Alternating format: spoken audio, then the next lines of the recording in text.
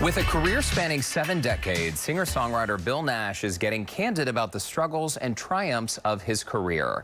It's all in his new autobiography, Saint, Sinner, Singer. It's fascinating. Nash joins us now to reveal some of the incredible stories in his memoir, including working alongside Kristofferson and Reba McEntire. You know, just a couple names that we're dropping here. Bill, welcome to the show. It's so great to see you.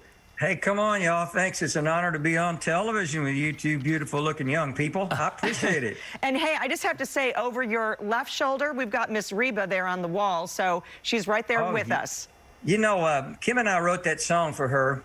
We wrote it at a restaurant in Nashville with some of our friends. We were living in Nashville, so they came to Nashville. We went to see them, and I went up to the bandstand and said, "Hi, we're here." And they said, "Well, tell Kim hi." And I went to the table, and I said, Tommy said hello, and I said, "They asked about you." And then we both looked at each other and went, "They asked about you." And we wrote it on a napkin, wrote the chorus on the way home. 2 years later, we finished the song to pitch for that album. There were 5,000 songs that Reba listened to record for 2 slots on that greatest hits album.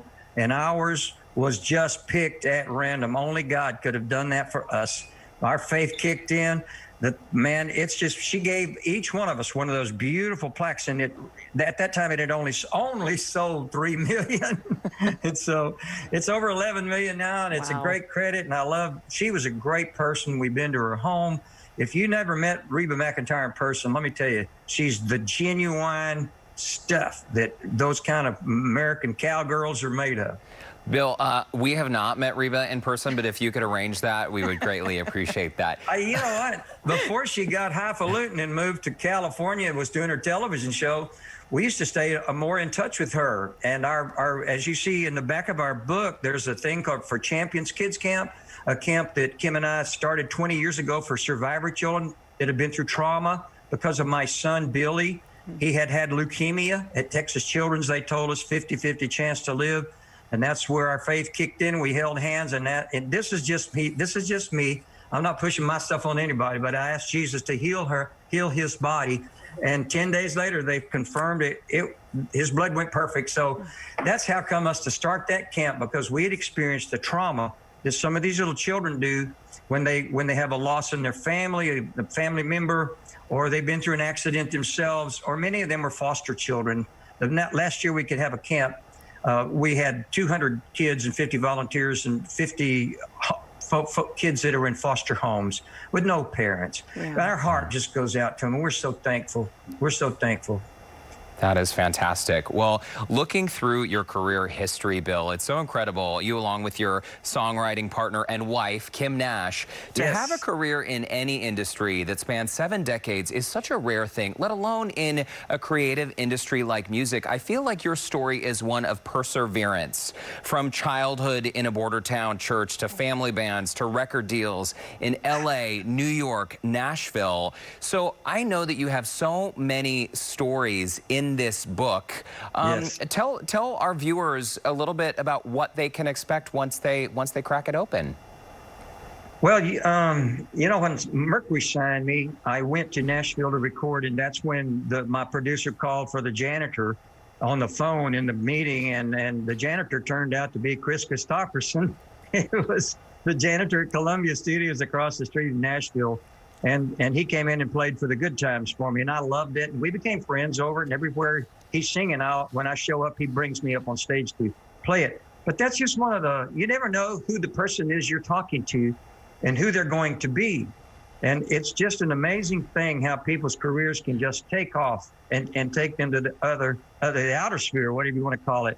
But there's also a great career, and it's very fulfilling to write a song and learn a little bit about writing if you can. Take rhyme and pattern yourself after somebody who's been successful in the writing, like Kristofferson. He's a great guy to pattern your song after, and it's very rewarding to you. You can bring a lot of great things to people, emotions that people don't know they're feeling till you write their song.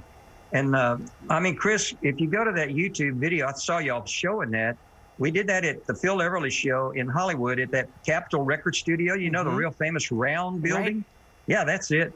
And Chris's band is playing for the good times. And then I'm singing it. And then Kris comes in. There he is on the solo. And you know what he said in the interview? He said, I thought I would be famous after I died. You know how Kris talks. And it was like he knew he'd be famous, but the songwriting was his vehicle to get him started. Larry Gatlin, the same thing. Larry and I are boyhood friends. Larry's had some great, great success. Songwriting and singing, if you have that talent God's given you, use it. Use it and make the world happy that's around you. Well, you have definitely fulfilled our cups today, Bill. I mean, your story, the perseverance, as Derek said. I think what's really great, we have about 30 seconds left, but you've worn so many hats besides the songwriter. You sat in so many chairs. You moved out to LA to become a pop star. You've sang, you wrote, you co-hosted. You've done all of these things, and I think that's what really the enjoyment comes in. You can see that this is really fulfilling for you. It is, and the when the older I get, the more we look back on that, and we actually wrote the book more to bring attention to Champions Kids Camp.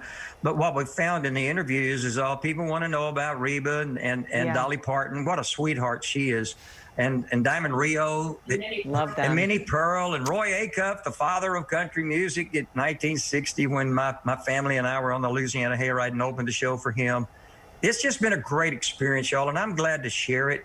And I want to bring a little light into everybody's life. You know, I got my guitar here, and I was singing "This Little Light of Mine, I'm gonna let it shine" before we came on the air. Anyway, that's all I'm going to do of it for you. Well, Bill Nash, next time you'll have to sing a little more for us. Thank you so much for your time today. Bet. You have seen and done it all. Just keep hope alive, y'all. Just have hope. All right. Send our best to your wife, Kim, as well. I will do that. Thank you, Derek. Thank you, Courtney. Absolutely. Thanks, Bill. God bless you. Talk to you soon. And a reminder that Bill's memoir, Saint, Sinner, Singer, An Unexpected, Redirected, Resurrected Life, is available now for sale. And you can connect with Bill on our website, HoustonLife.tv. Don't you just feel good? Mm-hmm. Oh, I need more Bill Nash in my life.